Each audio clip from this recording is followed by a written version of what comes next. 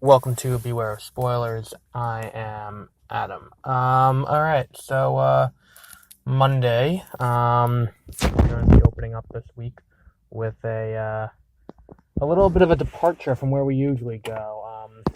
We've done some realistic fiction, we've done some, mostly Disney this year. Let's be honest with ourselves. Between Solo, we didn't talk about Infinity War on this podcast, but, Ant-Man and the Wasp, Christopher Robin. We've done a lot of Disney. We've done a lot of big movies from major franchises that have been around for a long time. Now we're going to start with one that may be starting its own franchise. Oh, that's fun. We may be. I'm sorry, I'm in the parking lot of the movie theater because I have just finished watching the movie, and I'm witnessing what could very well be a fight brewing between two people who are fighting for the same parking spot. Anyway, um, let's let's go with this one, The Darkest Minds, which I keep wanting to call The Darkest Hours, which was not this movie, but in fact was a movie that came out last year about Winston Churchill during the Battle of Britain, and that's not this movie. That's not what we're here for. The Darkest Minds is a young adult fiction novel that got made into a movie, much like The Hunger Games and Divergent and Twilight and all of these things before it. And quite honestly, if you ask me, this movie has similar pitfalls. Now, I read The Hunger Games prior to seeing the movie. I read all three books, and I had gone into it knowing what was going to happen and what the character relations were, and all of those things that help you do it. Same goes for Harry Potter when that came out. By the time Sorcerer's Stone had come out, I had read every book that had come out up until that point, and it was just a continuing cycle for that. Then Divergent, I never got past the first movie, and that's because I only got past the first book and a half of the book franchise, because I figured there's no way you can polish up this turd and make it presentable. So why bother, trying too hard, and why bother watching what I couldn't be bothered to read. This movie I saw the trailer for a few months ago before some movie I saw, and it looked interesting. In concept, it's like The Hunger Games, where you have kids who are forced into situations that you wouldn't see in the real world because the situation can't exist in the real world. Basically, let me just sum up the premise. Every kid gets infected with contagious disease. No one's immune to it. Don't bother asking why. Now, you can either die when you get this disease. Fortunately, it's a quick death. You get the disease and then you pass on immediately. Or, if you don't die, you wish you did, because your life becomes a living hell from then on. At that point, you develop abilities. And it's tiered, much like the, the mutants in the X-Men, which I'm going to be talking about the X-Men a lot in this, because it seems to borrow heavily from the X-Men, where the basic premise is that everyone's afraid of what these kids can do because of their powers are left unchecked. They could upset the natural order, which is what X-Men is. So you're gonna wanna that's something that's there.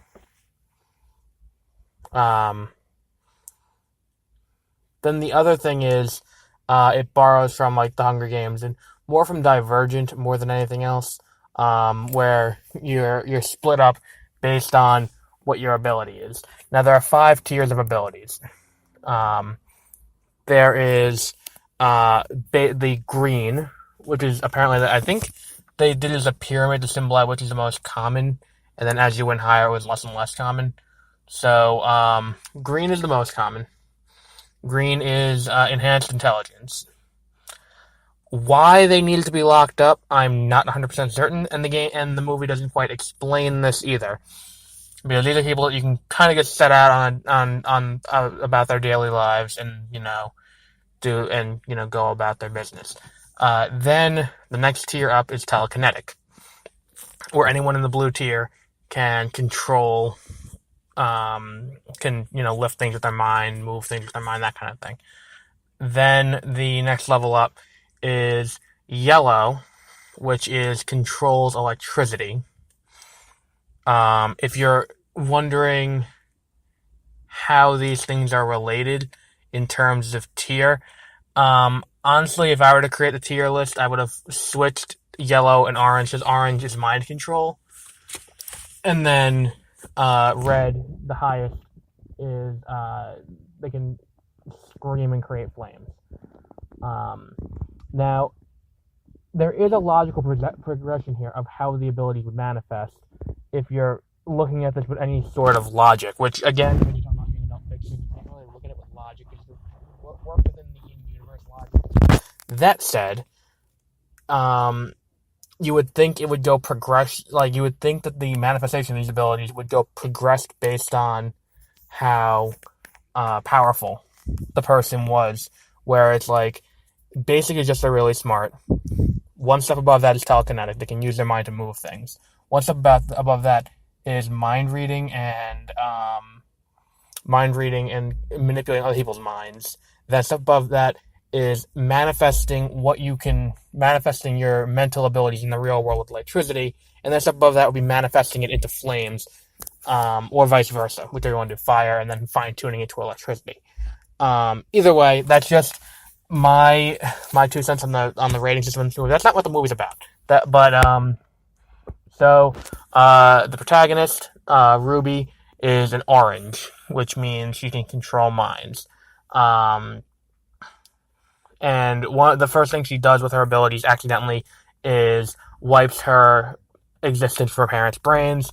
She ends up going to she goes to the camp. She tricks the doctor using her abilities into thinking she's not an orange, she's a green. They do a new test 6 years later, find out she's not really green, she's an orange, and she gets sent to be killed. She gets rescued by some girl, and then she escapes the girl who rescued her because she's not all there. Now, my problem with this movie is someone talked about this when Rogue One came out, and they said one of the fundamental problems with Rogue One is that Jyn Erso, the protagonist of Rogue One, if you haven't seen the movie, is a passive protagonist, which means that she doesn't act on the plot acts on her. Where over the course of the movie, nothing happens because she makes it happen, where she makes a decision one way or the other to cause the plot to happen. The plot happens and she reacts to the plot. It's the same as the difference between active and passive voice, where if you're saying something acted on something else, it's active. If you're saying that and vice versa. So we're not going to get into that. Now, with this, for, I would say, 2/3 of the movie, Ruby is passive. Ruby doesn't do anything to move the plot along. The plot kind of moves around her. And the only time we see her start to make an attempt to progress the plot of the movie is when she is almost raped by the president's son toward the end of the movie, right before the climax. And then from then on, she takes on a more active role.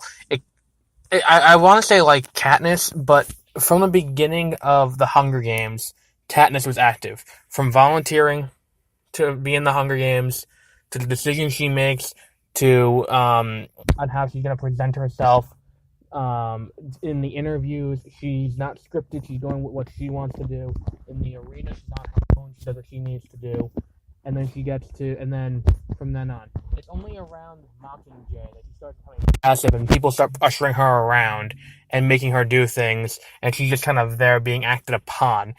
This movie has her being acted upon, and then by the time we get to the end of the movie, she's back to being shuttled around, and now it appears as if she's going to be taking on the quote-unquote Mockingjay role of any subsequent movies if they opt to make them. I don't know if there's any sequels to this book.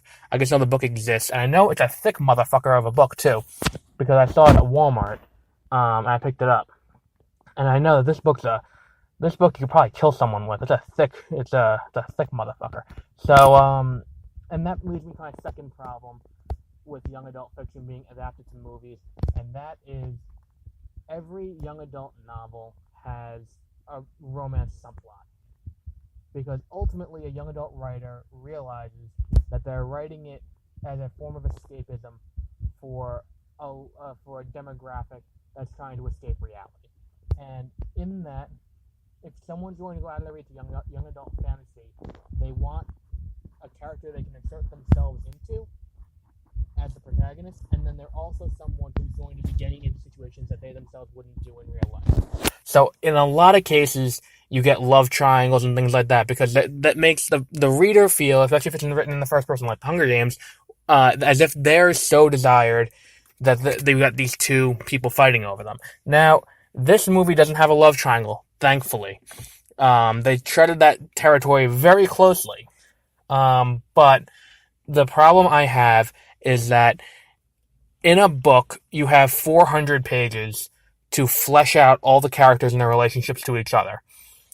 In a screenplay, if every page of a screenplay is a minute, you get about 120 pages. So if you're going to adapt a book like this, which I don't know how many pages off the top of my head, I just picked the book up last time I was at Walmart, and I'm going to eventually read it, but you got to figure out, I'm going to guess around 400, 500 pages, the edition that I got, which would put it, if it was a movie, it'd be about an 8-hour movie. If you adapted it straight, line of dialogue for line of dialogue, if it was straight adapted, no changes, about 5 hours. And the problem with young adult fiction when adapted in this way is that it feels more like, and this is an analogy that I know at least one person who listens to this podcast is going to like, because he does PA. It seems like the movie is going to class when you're in college. You can get some of what you need, and you can get enough of what you need, but to get a thorough understanding, you gotta read the textbook too. And it feels like, in order to understand these movies completely, you need to go out and buy the book and read the book too. And that's the problem with this, because the relationship between Liam and Ruby develops in no screen time at all. Where Ruby meets up with Liam at the, at the gas station. Then she's kind of hesitant to talking to him. She doesn't talk to anyone. She's very reserved. Then after that, she changes into a red dress, and they start talking. And I'll give the movie credit for moving it slowly and not jumping around, because the plot does move nice and slowly in that front. So it feels more natural that these characters are meeting, but still, by the time we get to the end of the movie, we don't have evidence that we don't have, first of all, a time frame over how long this movie takes place to say how long they've known each other. Second of all, by the time she gets to the end, and she is, again, the show shall beware of spoilers, should we spoil the movie. By the time she gets to the end and has to wipe Liam's memory, we don't get there's no reason why we should feel that this is that big of a sacrifice. Because number one, for all we know, if they do a sequel, they're gonna reunite, because that's how these things work. Memory wipes are never permanent when it's true love. So he'll be able to remember it. And they leave that hint where her keychain's on his book bag as they're leaving. But it's an interesting thing that if they gave it a mini-series, which something like this you wouldn't give a mini-series because it's not a guaranteed sell, and it would be incredibly expensive to do because of just the effects budget alone on a show like this. But it needs more time to flesh out the characters and their relationships. So that way, when something important happens, there's more of an emotional impact on the viewer. The same way, when it happens in a book, you get the same emotional impact on the reader.